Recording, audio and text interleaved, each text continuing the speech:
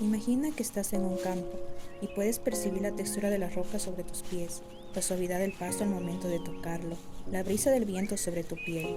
Pero, ¿no te has preguntado cómo es posible que puedas identificar tantas sensaciones distintas? Pues es gracias a nuestro sistema nervioso, y en este video te vamos a explicar cómo es el proceso para que ocurra todo esto.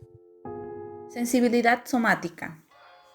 Es el mecanismo nervioso que recopila la información sensitiva de todo el cuerpo, como por ejemplo sensaciones de dolor, temperatura, presión y así como la capacidad para percibir el tamaño, la textura y la forma de los objetos.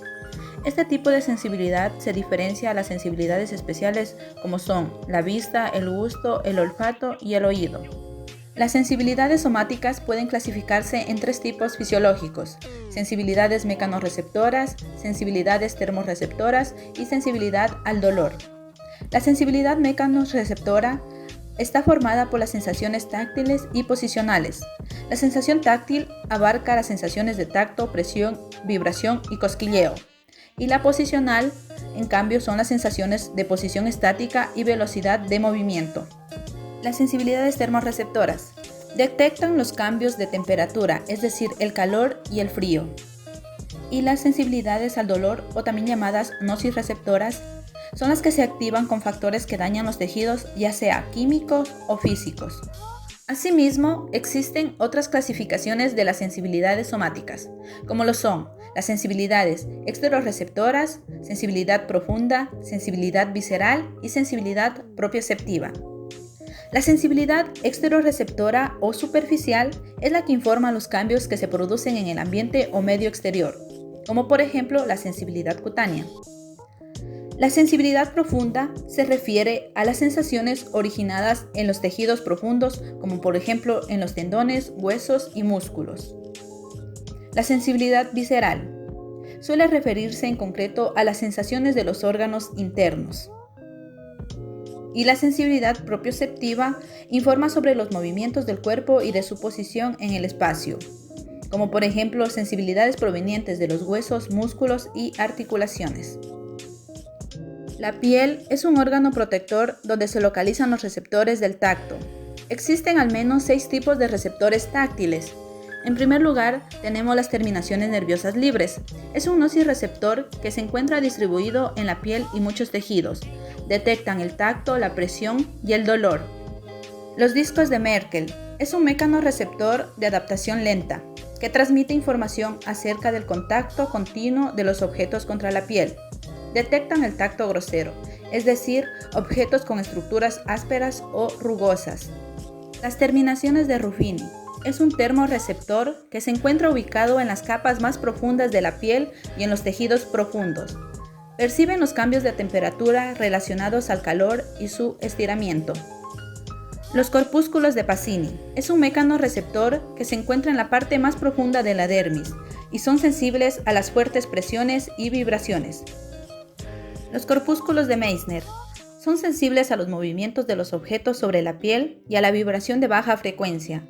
Se encuentran en las partes de la piel carentes de pelo, como lo son la yema de los dedos y los labios. Son de adaptación rápida, es decir, se adaptan en cuestión de segundos luego de haber sido estimulados.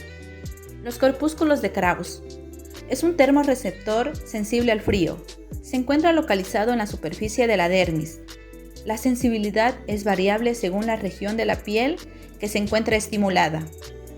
Y por último, el órgano terminal del pelo. Es un receptor de adaptación rápida como los corpúsculos de Meissner. Detectan el movimiento de los objetos sobre la superficie del cuerpo. Detección de la vibración. Todos los receptores táctiles participan en la detección de la vibración, pero cada uno depende de la frecuencia con la que son transmitidos y detectados los estímulos. Mientras mayor es la frecuencia en la que son transmitidas las vibraciones, mayor será el estímulo para detectarlas, y mientras menor es la frecuencia, menor será el estímulo. Los receptores principales que participan en esta detección de la vibración son los corpúsculos de Pacini y los corpúsculos de Meissner.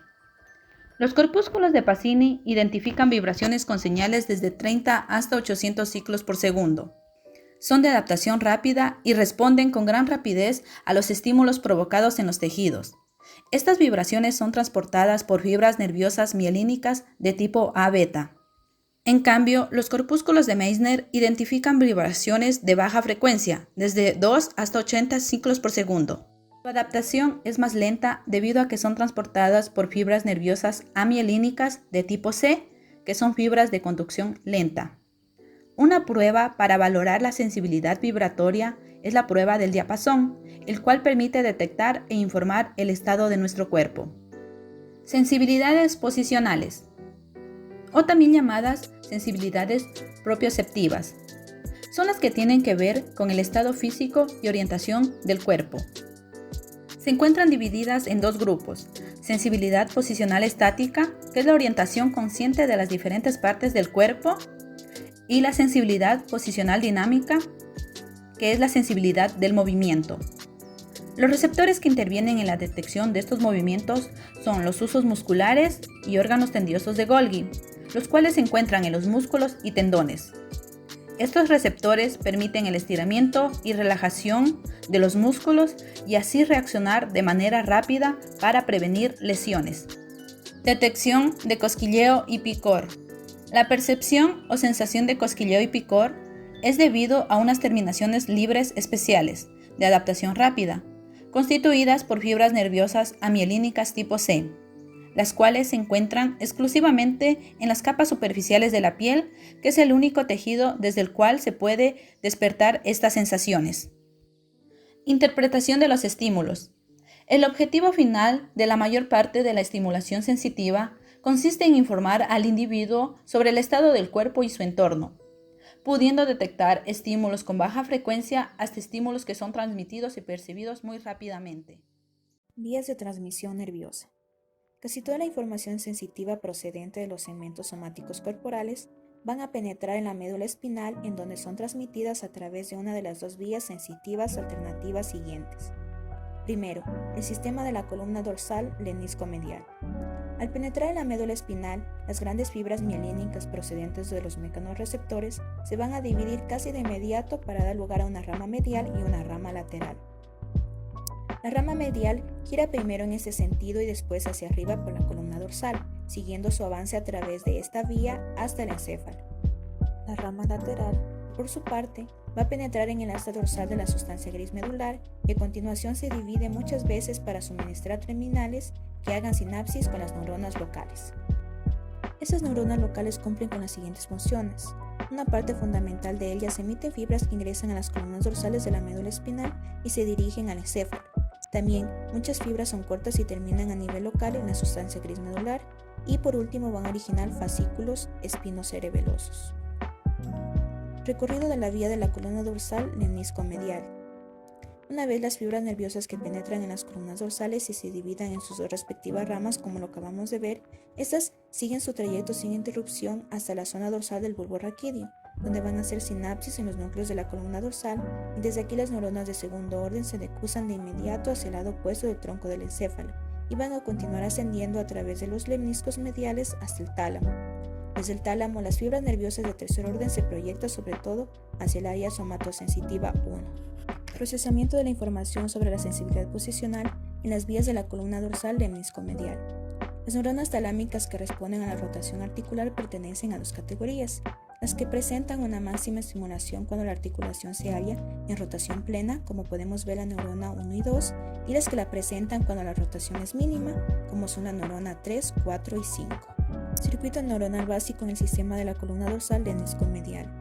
La imagen nos muestra que van a existir divergencias en cada etapa sináptica.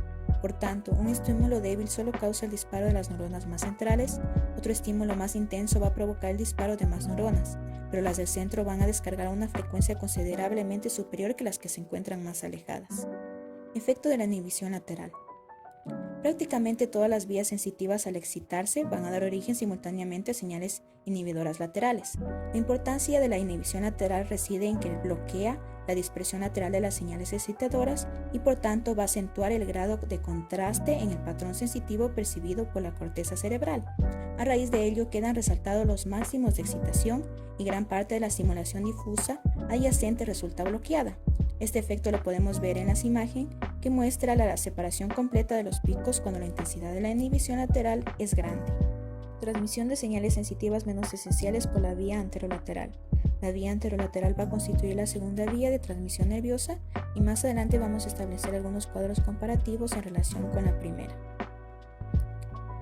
Recorrido de la vía anterolateral. El sistema anterolateral nada más va a entrar en la médula espinal. Las fibras anterolaterales procedentes de las raíces dorsales de los nervios raquídeos van a hacer sinapsis en las astas dorsales de la sustancia gris medular. Van después a cruzar al lado opuesto y van a ascender a través de las columnas blancas anterior y lateral. Su terminación se produce a todos los niveles de la parte inferior del tronco cefálico y también en el tálamo. Entre las principales características de la vía anterolateral están en que su velocidad de transmisión va a estar entre los 8 y los 40 metros por segundo. Van a tener un grado de localización especial escaso. También van a tener una mala capacidad de transmisión de señales que se repiten o varíen con rapidez y que también van a tener señales de 10 a 20 gradaciones. Estas van a ser menos precisas. Esto puede ocurrir porque las fibras en las que se transmiten son mielínicas tipo C o amielínicas. Aquí tenemos un cuadro de comparación de las vías sensitivas para la transmisión de señales somáticas en el sistema nervioso central. El sistema de la columna dorsal hemiscomedial por su lado va a estar compuesto por fibras nerviosas mielínicas grandes que van a transmitir señales a una velocidad de 30 a 110 metros por segundo y también las señales que van a transmitir van a ser con alto grado de localización y contacto fino. En cambio, el sistema anterolateral va a ser compuesto por fibras nerviosas mielínicas y amielínicas. Su transmisión oscila desde unos pocos metros por segundo hasta los 40 metros por segundo y va a transmitir señales con acción prolongada y más fuerte. En este cuadro vamos a comparar qué sensaciones son transmitidas por cada una de las vías. En el sistema de la columna dorsal se van a transmitir principalmente sensaciones caracterizadas por ejemplo, alto grado de localización de estímulos o señales con una fina graduación de intensidades, también sensaciones fásicas como las vibratorias y sensaciones que indiquen movimiento contra la piel.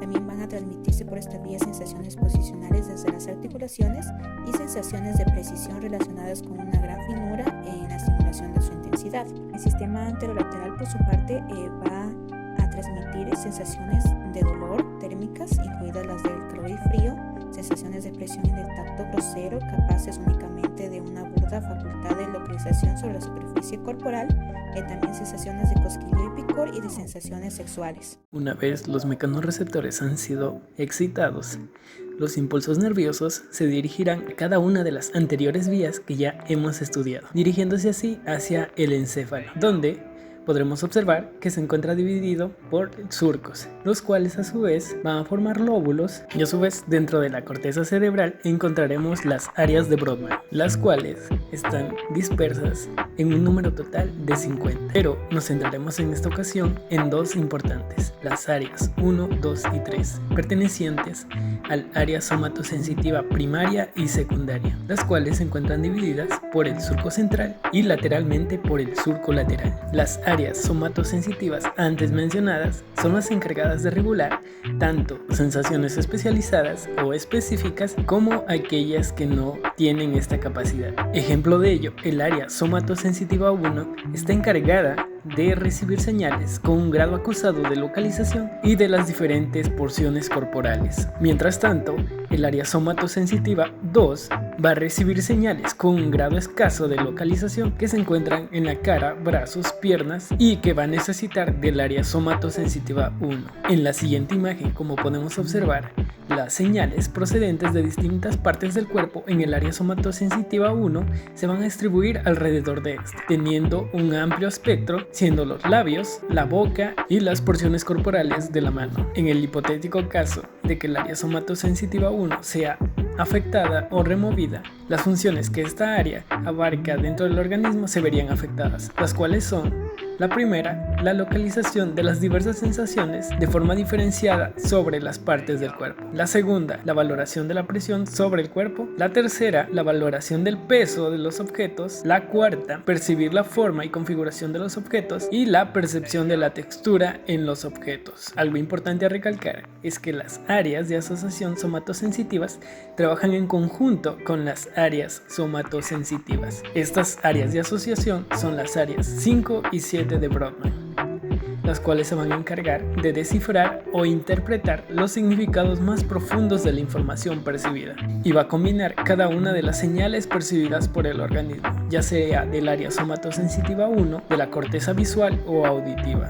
El tálamo cumple una función muy importante dentro de la sensibilidad somática, dado que la destrucción de la corteza somatosensitiva hará que el individuo pierda las sensaciones táctiles más críticas, pero recuperará una ligera sensibilidad al tacto grosero. En el caso de que desapareciera la corteza somatosensitiva, el individuo presentará una escasa percepción de las sensaciones dolorosas y efecto moderado de percepción de temperatura. Las capas de la corteza somatosensitiva se encuentran ordenadas en orden de prioridad, siendo la más importante la capa 4 o capa neuronal número 4, la cual será primeramente excitada por las señales sensitivas entrantes. En segundo orden de prioridades tenemos la capa 1 y 2, las cuales van a recibir señales de entrada difusas e inespecíficas de los centros inferiores del encéfalo, mientras que la capa 2 y 3 va a enviar axones a las porciones emparentadas entre sí de la corteza cerebral en el lado opuesto del cerebro y a través del cuerpo calloso. Las capas 5 y 6 van a enviar sus axones o van a enviar señales hacia las partes más profundas del sistema nervioso. Para concluir con este video, hablaremos de los campos segmentarios de la sensación o dermatomas. Podemos entender que cada nervio raquídeo se va a encargar de un campo segmentario de la piel, al cual denominaremos dermatoma. Los límites de estos dermatomas no se encuentran completamente delimitados y estarán formando pares de 31 a 38.